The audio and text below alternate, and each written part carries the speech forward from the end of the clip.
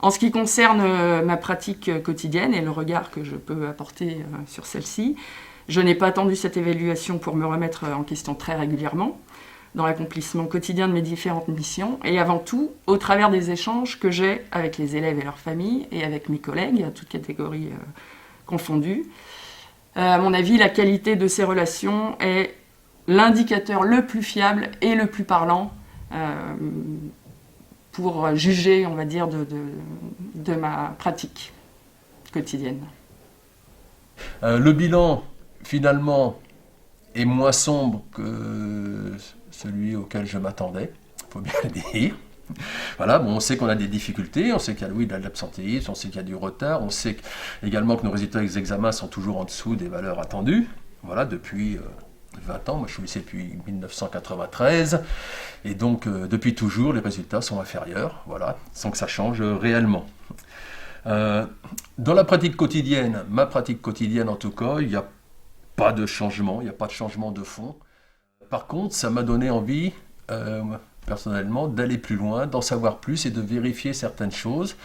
Et donc j'ai mené des études sur les retards et les absences, en séparant la CEP et le lycée, et en m'attachant simplement aux relevés de la vie scolaire.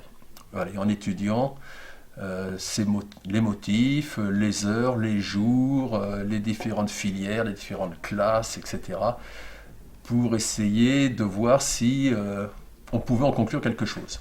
Et effectivement, bon, il y a des choses qui apparaissent et qui sont parfois surprenantes. Par exemple, les élèves ne sont pas plus en retard quand ils ont un grand déplacement à faire dans ce très grand lycée que quand ils ont un petit déplacement.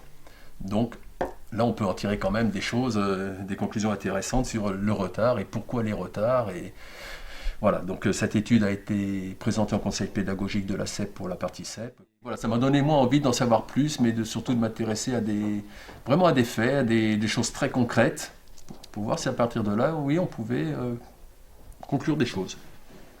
Qui a changé déjà, c'est la perception que j'en ai eue à l'écoute de ce débriefing.